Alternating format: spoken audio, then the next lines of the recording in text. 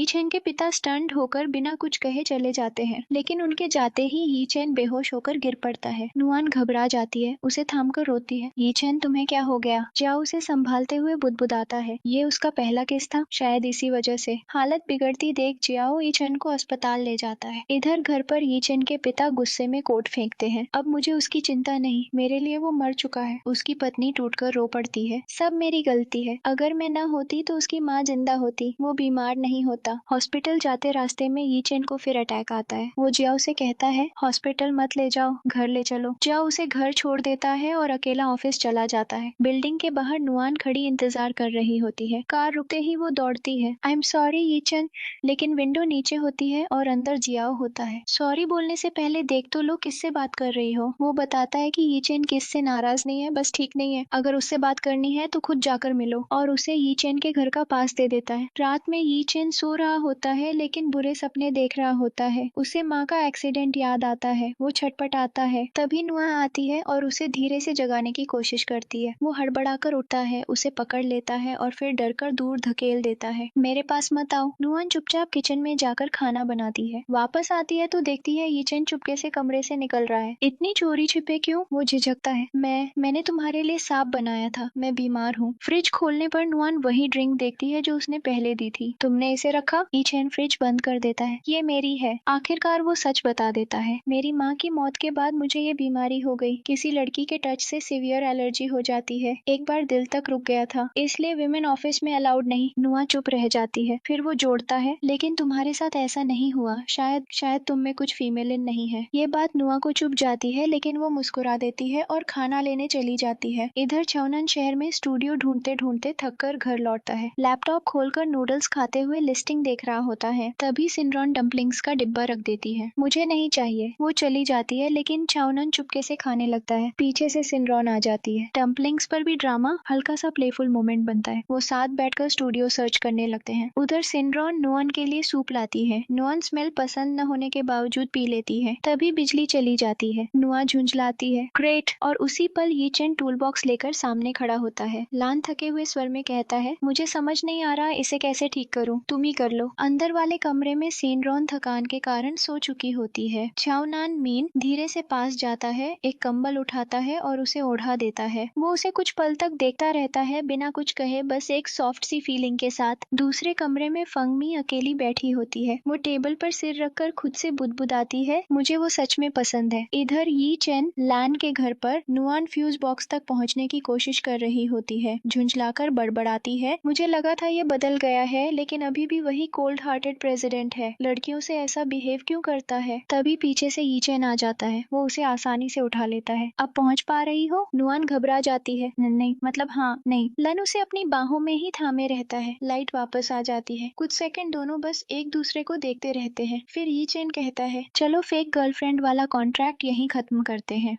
नुआन कुछ नहीं कहती, चुपचाप अपने कमरे में जाती है और अपना इलिस्ट्रेटर प्रोजेक्ट बनाने लगती है। ड्राइंग करते हुए उसे हमेशा सुकून मिलता है। अगली सुबह वो देर से उठती है, लेकिन मन में अजीब सी पॉजिटिविटी होती है। बाहर भागती है तो देखती है कि एक नहीं 3 टैक्सियां सामने खड़ी हैं। सब कुछ अचानक सही होने लगता है। डोनट खरीदते समय एक आदमी आता है, उसे डोनट पकड़ाता है और बिना पैसे लिए चला जाता है। नुआन हैरान रह जाती है, लेकिन दिन आगे बढ़ाती है। ऑफिस पहुंचते ही बाहर बारिश शुरू हो जाती है। खिड़की से देखते हुए वो हल्की सी मुस्कुराती है। शायद आज मेरी सबसे लकी डे है। वो रिसेप्शन पर पूछती है कि यीचेन आया या नहीं। सिनरॉन बताती है कि वो एक इम्पोर्टेंट मीटिंग में है। मीटिंग रूम में यीचेन डिलेस पर बात कर रहा होता है। वो कहता है कि साउंड प्रोडक्शन में समय लगता है, लेकिन लेजेंड ऑफ द हीरोज के अगले पार्ट की बेटा टेस्टिंग डेट फिक्स हो चुकी है। वो खास तौर पर छाओनान से कहता है कि साउंड टीम इस हफ्ते काम पूरा करे। यूए और यूटेक से कंपटीशन बहुत कड़ा होने वाला है, इसलिए टाइमिंग बेहद जरूरी है। मीटिंग खत्म होती है। जाते जाते यी चेन छाओनान को रोककर कहता है कि उसे पता है वो स्टूडियो ढूंढ रहा है, लेकिन वो ये इश्यू काम पर असर डालने न दे। कुछ देर बाद चाव वेबसाइट पर देखती है कि Nuwan AI mobile game competition में फर्स्ट रैंक पर आ गई है। वो तुरंत कॉल करके उसे बताती है। नुआन खुशी से उछल पड़ती है। ऑफिस में सब उसे कंग्रेचुलेट करने लगते हैं। खबर उसके भाई और यी चेन तक भी पहुंच जाती है। जल्द ही कई कंपनियां उसे कॉल करने लगती हैं और गेम राइट्स के लिए 30 लाख तक ऑफर कर करती है। नुआ शॉक में आ जाती है। तभी जिया का कॉल आता है, वो भी प्रोजेक्ट खरीदने की बात करता है। नुआन साफ कह देती है कि ये उसका सबसे बड़ा प्रोजेक्ट है और वो सीधे ईचेन से बात करना चाहती है। जब ये बात ईचेन तक पहुंचती है, वो हैरान रह जाता है और चाव को ही बात संभालने भेज देता है। चाव नुआन से मिलकर कहती है कि जे और के उसका प्रोजेक्ट एक्वायर करना चाहते हैं। नुआन मान जाती है, लेकिन कुछ शर्तों पर। अब वो सिर्फ इलस्ट्रेटर स्टूडियो में काम करेगी, यीचेन के ऑफिस में नहीं। वो सिर्फ इसी प्रोजेक्ट पे फोकस करेगी। डायरेक्टर कोई भी हो सकता है, लेकिन लीड आर्टिस्ट वही रहेगी। और वो प्रेसिडेंट ऑफिस की क्लीनिंग नहीं करेगी। जाओ ये शर्तें यीचेन को बताता है और याद दिलाता है कि नुआन ने शुरू से इलस्ट्रेटर के लिए ही अप्लाई किया था। अब कंपटीशन जीतने के बाद दूसरी कंपनियां भी पीछे नहीं हटेंगी। अगर जल्दी फैसला नहीं लिया गया तो वो नुआन को खो सकते हैं। यीचेन बिना कुछ बोले प्रपोजल देखता है और वहां से चला जाता है। उधर वही आदमी जिसने नुआन को डोनट दिया था, उसे कॉल करता है। वो बताता है कि उसका नाम सन है और वो एक टेक कंपनी में प्रोजेक्ट ऑपरेशंस डायरेक्टर है। उसने छावनान के लिए स्टूडियो अरेंज करवाया है। स्टूडियो में ओनर बताती है कि अगर कवोनान की गर्लफ्रेंड इतनी जिद न करती तो वो जगह रेंट पर कभी न देती।